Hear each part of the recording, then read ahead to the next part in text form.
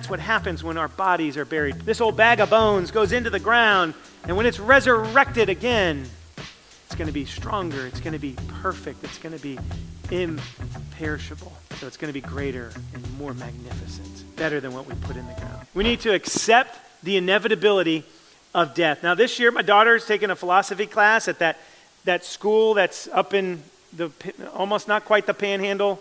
You've heard of it. It's supposed to be a state university or something, and whatever, as a Miami fan, it still pains me that she goes there, but it's okay. But she's taking a philosophy class, and they asked all the big questions, right? Like, why are we here? And what is the meaning of life? And I like to ask the little questions, like, why am I paying for this, right? Like, I don't know. Some of you probably remember, but if not all of you remember, the movie The Bucket List. How many of you have seen The Bucket List? Okay, most of you. And if you haven't seen it, you know the vernacular because it became a thing. It became part of the American culture. Everybody says, I'm going to go there on my bucket list. And you're probably like, is that where that came from? Some of you are finding that out right now. Wait, they came from them? Yeah, go out on the bucket list. It stars Jack Nicholson, Morgan Freeman, two of the biggest stars in all of Hollywood. And it's basically them on a road trip. These two diabolically opposed guys, one guy's rich, one guy's poor, one guy's white, one guy's black, and yet they come together because they have this unifying event, which is they're going to die. They know that they are terminal, that they are going to die. And so they go on this road trip together to do all the things that they wanted to do before they kicked the bucket. And so in anticipation of that release, as is often the case, the stars were being interviewed. And Jack Nicholson was interviewed for Parade magazine. And in that, I want to read this quote to you. I'll put it up on the screen for you as well.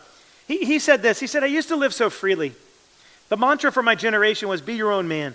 I always said, hey, you can have whatever rules you want. I'm going to have mine. I'll accept the guilt. I'll pay the check. I'll do the time. I chose my own way. That was my philosophical position well into my 50s. As I've gotten older, I've had to adjust. Can anybody relate to that? Then later in the interview, he added this. We all want to go on forever, don't we? We fear the unknown. Everybody goes to that wall, yet nobody knows what's on the other side. That's why we fear death. Here's the good news, Christian. You don't have to fear death because for Christians, death is not a goodbye, it is a good morning. Death is not a sunset, it is a sunrise. Now, death, whether it's our own death that we are planning for or looking at, especially if we get some kind of an illness and we're in the hospital and we know that there's a very good chance that we may not make it out of this hospital. By the way, I think the stats are like 1 in 3 people go in the hospital don't come back out. So it kind of lets you know, like, okay, I don't want to go to a hospital. But we know that whether it's the death of our own or one of our loved ones, it's life's hardest experience because it feels so permanent. But for the Christian, it's not permanent. For the Christian, it's really a temporary change of address. Jesus took the sting out of death. And of course, the sting of death is its permanence. For the Christian who's born again, they'll live that second. They won't experience that second death. They'll live that heavenly life. Paul does this interesting job of addressing the doubters in verse 35. He says this, how are the dead raised? With what kind of body do they come? Now that's a fair question.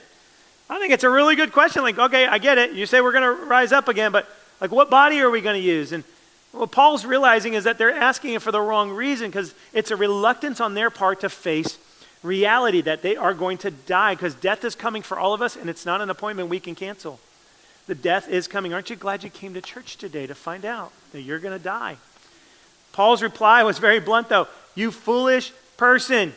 But then he makes this important point that the body that we receive is not simply this old body resurrected. It's actually reconstructed. It's a better, healthier, stronger body.